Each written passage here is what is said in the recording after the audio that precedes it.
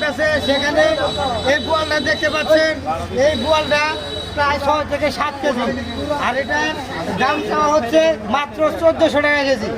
আপনারা এটা নিতে পারেন, একদম দেশি অরিজিনাল খাঁটি বোয়াল।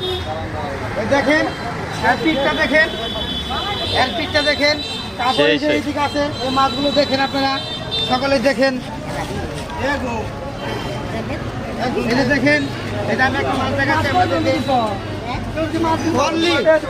অনলি এই কাকুর দাম হচ্ছে 250 টাকা, 250 টাকা কেজি, 250 টাকা কেজি, 250 টাকা কেজি, একদম একদম 250 টাকা কেজি। তারপর আমি আরো দেখাচ্ছি, এই যে কাতল দেখেন,